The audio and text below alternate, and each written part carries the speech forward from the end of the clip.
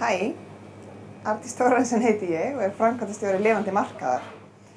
Mér langar að segja ykkur aðeins frá okkur hérna í Lifandi markaði og hversu græn við erum og allt þetta græna sem við gerum. Vörurnar sem við bjóðum upp á eru grænar að öllu leyti og hingað getið þið komið ef þið viljið byrja ykkar græna lífstíl.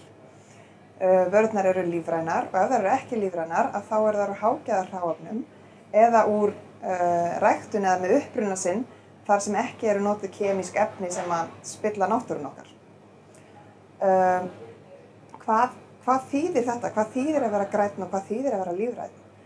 Það þýðir raun og veru bara að vera hluti af náttúrunni og vinna með náttúrunni en ekki á móti henni. Þá er maður grænn.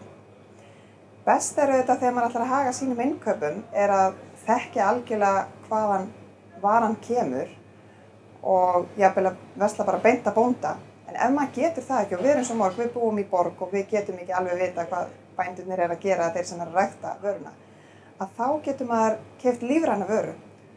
Og lífræna vörur snúast semst þetta að fá þennan stimpil til þess að vera gæða vörur sem koma úr jarðvegi sem er gæða jarðvegur.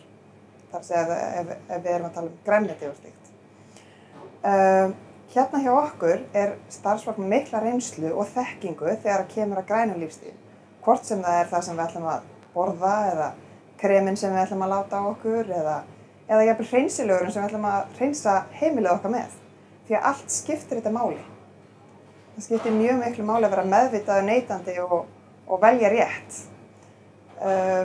Mér langar að ráðleggja ykkur ef að þið hafið áhuga núna í grænum apríl að taka eitthvað skref í áttina að grænum lífstíl, að prófa til dæmis að nota lífrænar og umhverfisvænar sápur.